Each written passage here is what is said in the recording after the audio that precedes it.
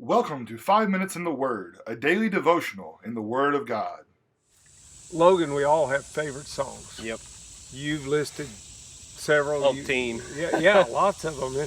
And used some good illustrations from them because they underscored things that you knew we needed to be thinking about. I suspect the children of Israel may have felt the very same way, and especially in certain times in their lives. For example, when they're going through a time of trouble, maybe they would read Psalm 3. So let me read that. Lord, how they have increased to trouble me. Many are they who rise up against me. Many are they who say of me, there is no help for him in God. But you, O Lord, are a shield for me, my glory, and the one who lifts up my head. I cried to the Lord with my voice, and he heard me from his holy hill. I lay down and slept. I awoke, for the Lord sustained me. I will not be afraid of 10,000s of people who have set themselves against me all around.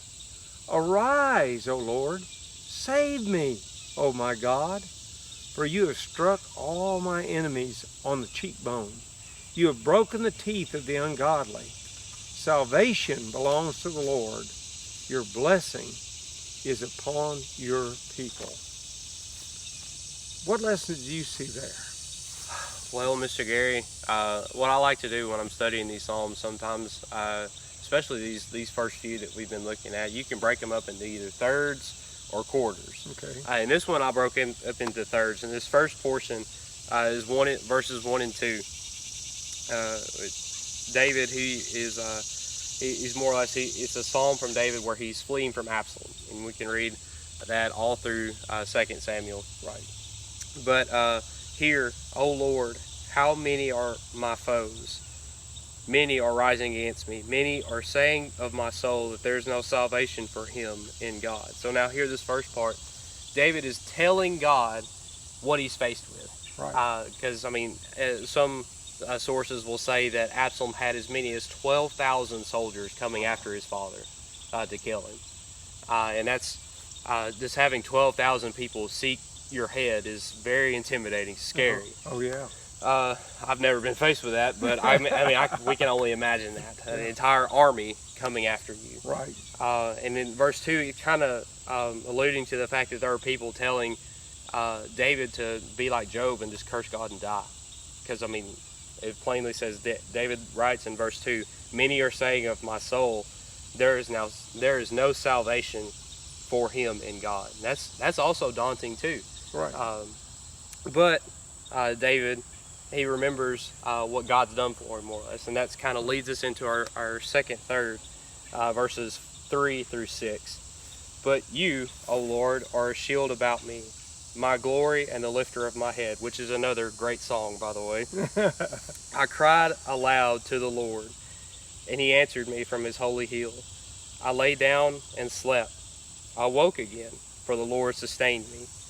I will not be afraid of the thousands of people who have set themselves against me all around. So now, David, he trusted in God. Right. And how do we know that he trusted? Well, he had as many as 12,000 people coming after him, but he had so much trust and faith in God that he was able to sleep.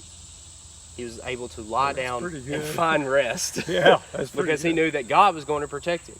Yeah. And then finally, this last third, verses 7 and 8. Arise, O Lord, save me, O my God, for you strike all of my enemies on the cheek. You break the teeth of the wicked. Salvation belongs to the Lord. Again, another great song. Your blessing be on your people. So now here, David is praying for victory.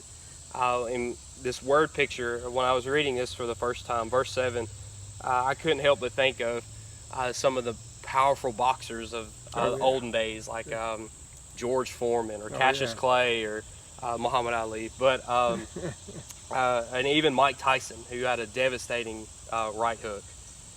And just the word picture of those guys, for you strike all my enemies on the cheek, you break the teeth of the wicked. And that's the power of God for the righteous. And David prays for that victory. But, verse 8, salvation belongs to the Lord. Your blessing be on your people.